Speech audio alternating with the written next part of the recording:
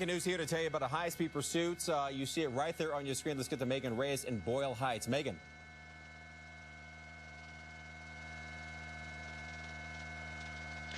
Here we go. We are looking at this high-speed pursuit originated out of the LAPD Northeast Division, not knowing what the suspect is wanted for yet, but LAPD actually went on a tracking mode, very high speed of rates. They decided they were going to go on a tracking mode in order to minimize any potential danger for anybody, but the vehicle was still traveling at a very high rate of speed, so they re-engaged back into the pursuit. We're coming into downtown Los Angeles.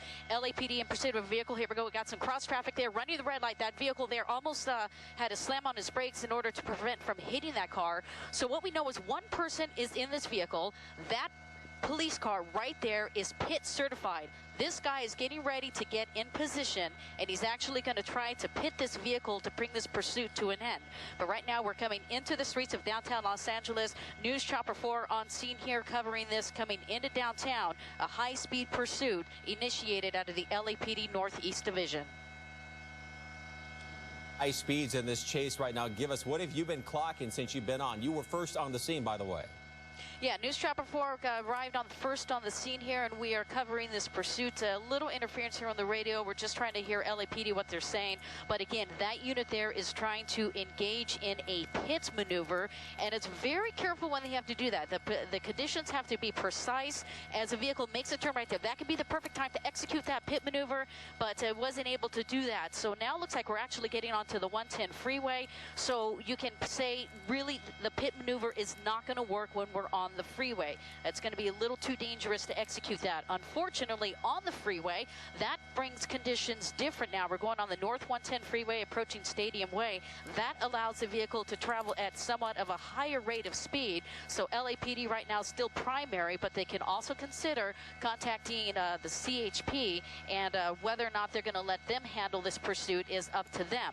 But again, this is a pursuit originating out of the Northeast Division. We still don't understand why they wanted to pull this person over, whether or not it was just a routine traffic stop, but this person for some reason has decided not to pull over, and now we're following this pursuit coming into the tunnels here along the 110 freeway coming into Elysian Park.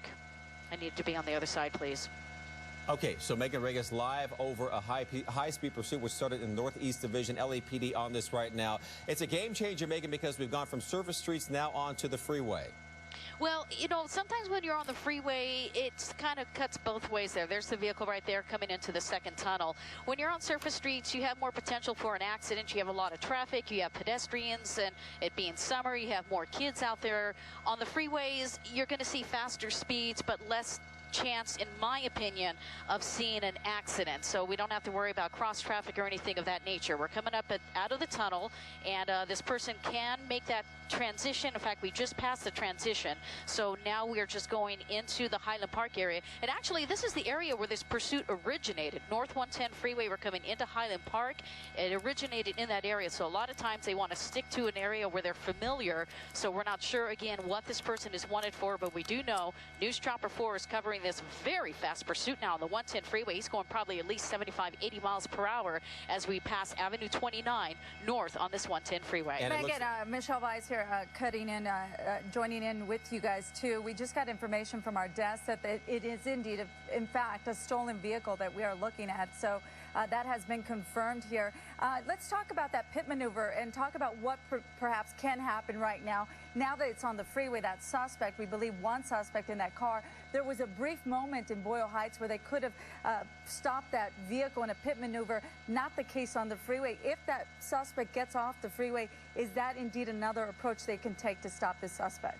Well, absolutely. When that suspect decides to exit the freeway, that is the point when that unit wants to engage and get as close as possible and initiate that pit maneuver. Now, speeds, I believe, up to 35 miles per hour. Once you get beyond that, things are a little dangerous. And on freeways, things are pretty unpredictable. You don't want to begin doing a pit maneuver. Let's slow down just a little, Dave. It's on the 110 freeway. So you don't want to be going too fast when you execute that pit maneuver. So that's why conditions have to be perfect. The unit has to be certified. In fact, that vehicle confirmed, that LAPD officer in that car confirmed they are pit certified. So they will initiate that when it is safe to do so. Right now on the 110 freeway, that is not the case. We are still going fast into the Highland Park area, and LAPD probably has already contacted South Pasadena Police. If we start going further north, we're going to come into South Pasadena and then Pasadena where the freeway ends. They're putting those agencies on notice that we have a pursuit, might be coming into your neighborhood, and they may actually require assistance sometimes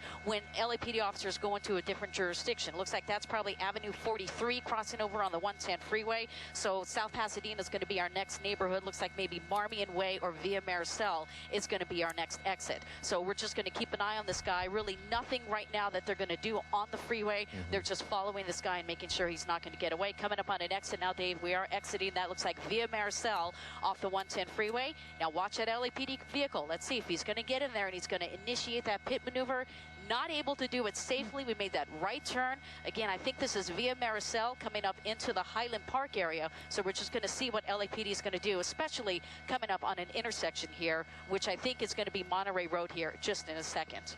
Yeah, and you talk about this is summertime, more children out at this time, not in school, more vehicles, summer vacationers out. Very dangerous situation. Yeah, and here we go. Looks like he probably just ran that red light, crossing through that intersection, turning northbound now. Now we're paralleling the 110 freeway. He's going to come underneath News Chopper 4 here in a second.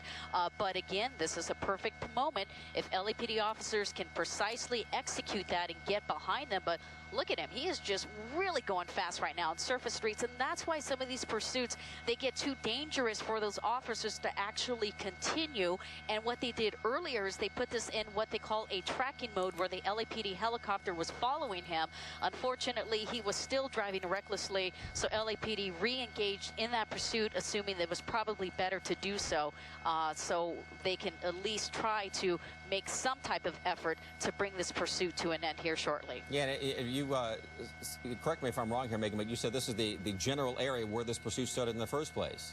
It is. In fact, trying to see what street this is. I think by familiarity, this might be like Meridian or Monterey Road, and we are slowly working our way into the South Pasadena area. The 110 freeway, he's basically paralleling the 110 freeway to the west of him.